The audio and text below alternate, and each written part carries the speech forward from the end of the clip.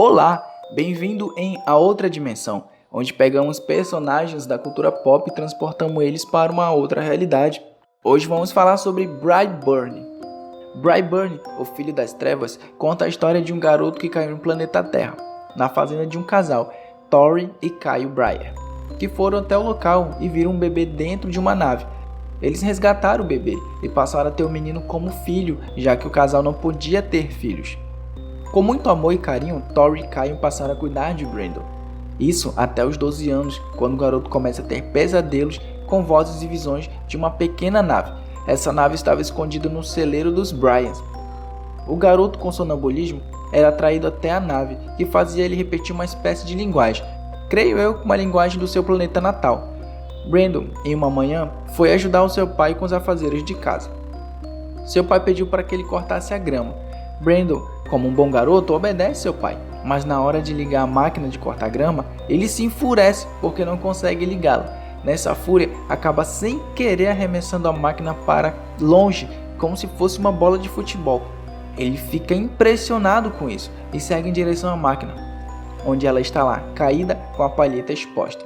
Brandon cria coragem e põe a sua mão na palheta, que se fosse um corpo humano como o meu e o seu, já teria cortado. Mas como Brandon era especial, ele quebrou a palheta de ferro da máquina, apenas pondo sua mão. Nesse momento, ele se pôs como um garoto especial, pois era assim que ele se dizia.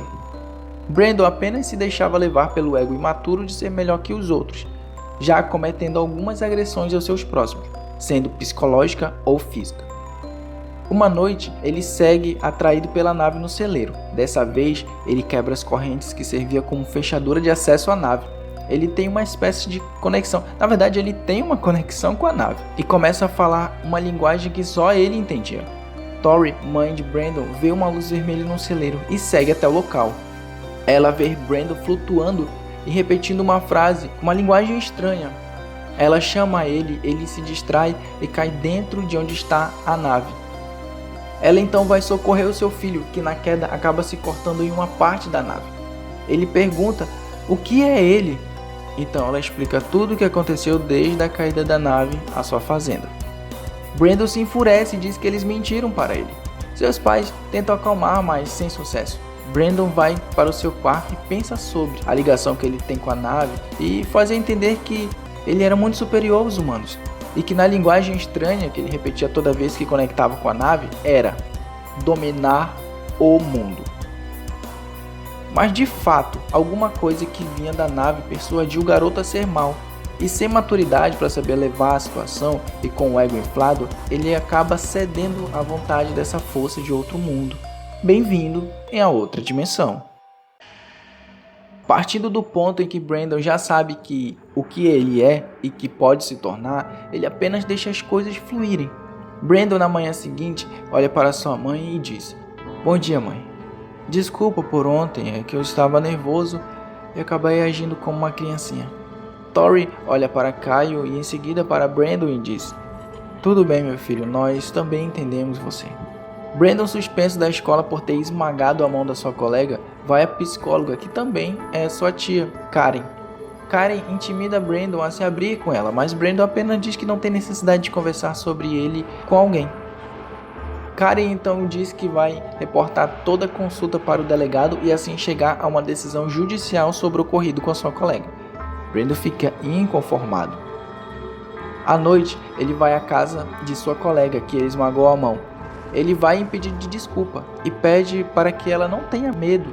E diferente da versão original, aqui ela fica com um pouco de medo no início. Mas Brandon acalma ela dizendo que está tudo bem. Ela então respira fundo e pergunta o que ele estaria fazendo ali. Ele responde que veio pedir desculpas e que precisava conversar com ela, pois ela era a única que ele confiava, já que ela havia dito que, de fato, ele é muito especial em um dia na sala de aula. Ela, ainda com um pouco de medo, tenta agir com naturalidade para não demonstrar. Então, sua mãe pergunta na porta se ela estaria com alguém.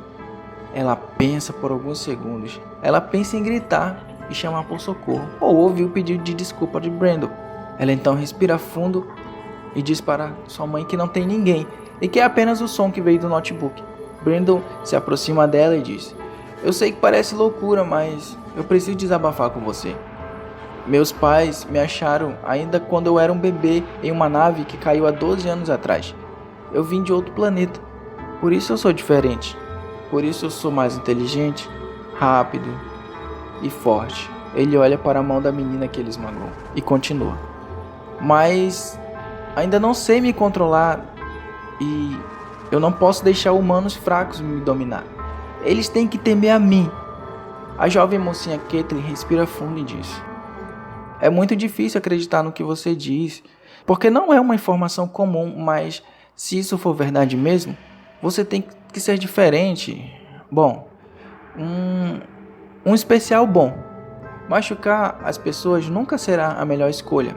Ela continua: você tem pessoas que gostam de você e que amam você. E se precisar de alguém para conversar, eu estarei aqui. A mãe de Caitlin pergunta novamente se ela estaria conversando com alguém e abre imediatamente a porta para olhar. Olha para um canto, para o outro e não vê nada. Caitlin diz que está tudo bem. Brandon já tinha sumido dali. Ele se sentiu confortável pela conversa que teve com a menina, mas também muito preocupado com o que os outros iriam achar dele. Brandon chega na sua casa e vê seu pai conversando com a sua mãe sobre o cortador de grama. Tori não acha que poderia ser Brandon, mas Kyle insiste em dizer que sim. Tori então chama Brandon para conversar e perguntar se ele não quer conversar sobre as coisas que estão acontecendo. Brandon diz que não tem nada a declarar como sempre e sai. Kyle vai atrás dele e pergunta se ele não quer dar uma volta amanhã pela manhã. Brandon aceita e vão para a mata caçar. No dia seguinte, eles partem.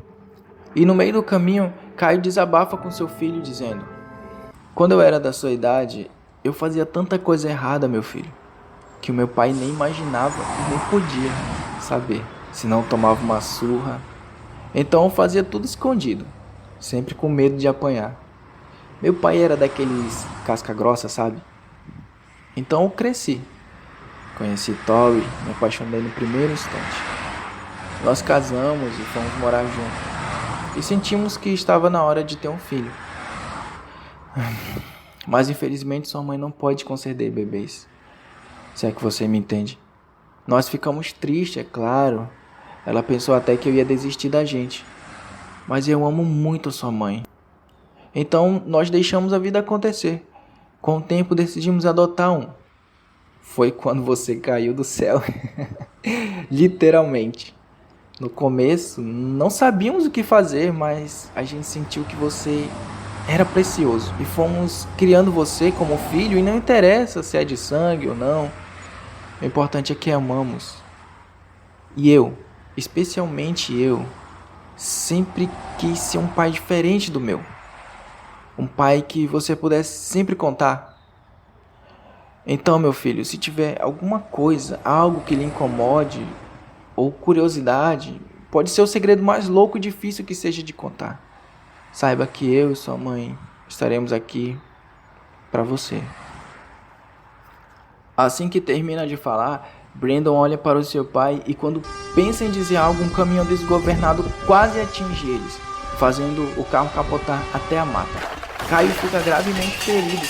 Brandon se desespera e leva seu pai para o hospital mais próximo.